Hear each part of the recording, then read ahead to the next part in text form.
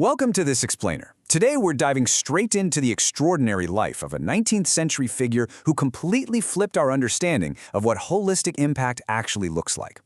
We often tend to put historical figures into neat, tidy little boxes, right? They're either inventors or educators or spiritual leaders. But the guy we're looking at today, Cyrus Hamlin, he absolutely smashed those boxes. He proved that faith and hands-on, roll-up-your-sleeves innovation aren't just loosely related. They are absolutely essential to one another. So, let's kick things off with a bit of a curveball.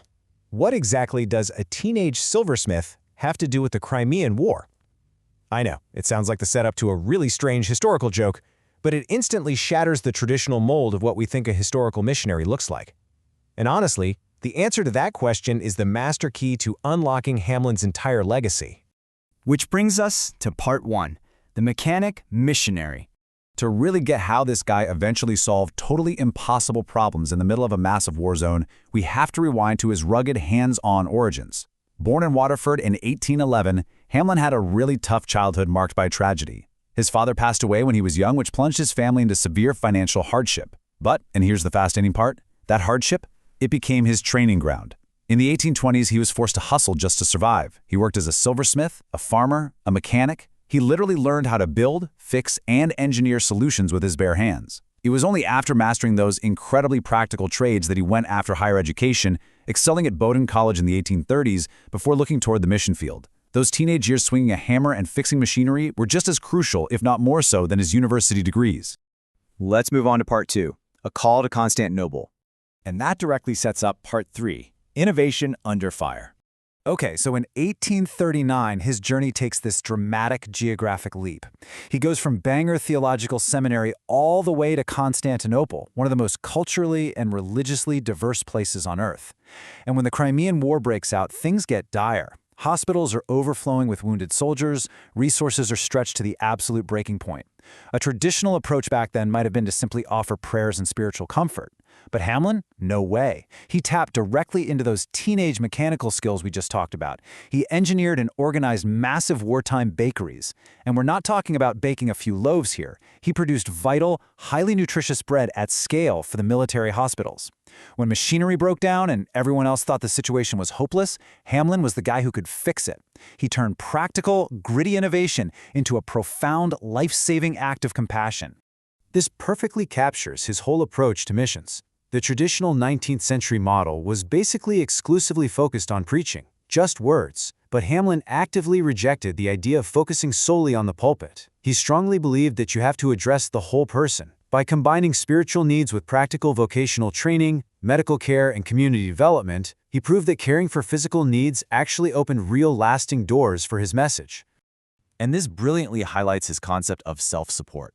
While a lot of his peers were constantly relying on overseas funding to survive, Hamlin was this visionary entrepreneur. He set up workshops and mills right there in the local community. It wasn't just about making money, it provided desperately needed employment for the locals. Then, the profits from those small industries were pumped right back into funding educational outreach and ministry work. It's like a perfectly designed, self-sustaining ecosystem of care. Let's look at his crowning achievement in part 4, founding Robert College. Everything we've discussed so far, the mechanical genius, the holistic care, the entrepreneurial hustle, it all culminated in one pivotal year, 1863. Hamlin partnered with a generous American businessman named Christopher Robert, and together they took a massive leap and founded Robert College. Why is that date such a big deal? Because Robert College actually made history as the very first American college ever established entirely outside the United States. The setup was just extraordinary. Picture this, it's situated right on the shores of the Bosphorus, literally sitting at the crossroads of empires. And what makes this truly remarkable is the demographic. In the middle of a predominantly Muslim society, Robert College welcomed students from incredibly diverse ethnic and religious backgrounds.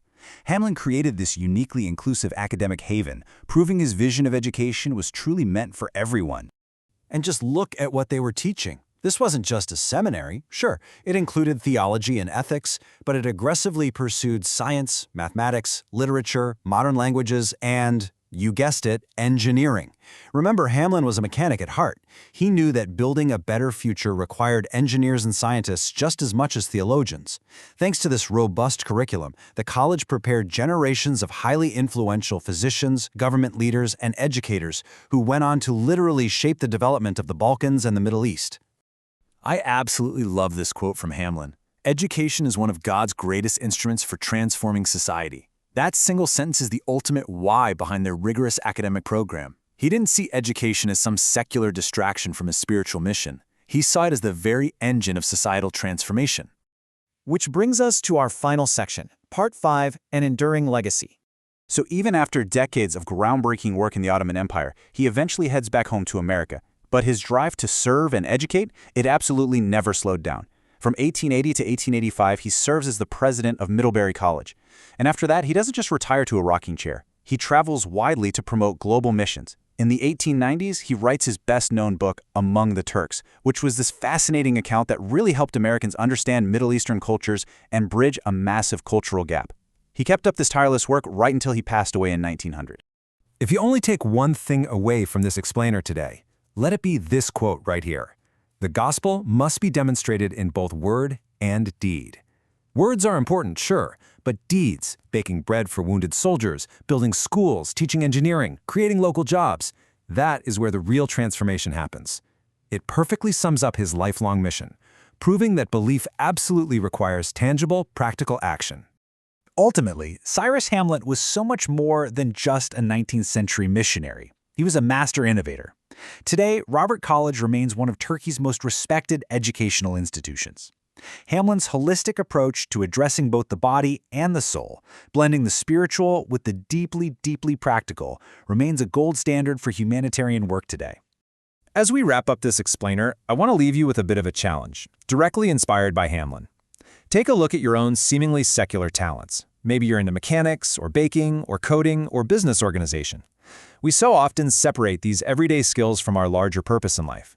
But I want you to ask yourself, how might those exact practical tools be exactly what your community desperately needs right now? Could your everyday skills be the very instrument that transforms someone's life today? Think about it. Thanks so much for joining me to explore this incredible story, and I'll see you in the next explainer.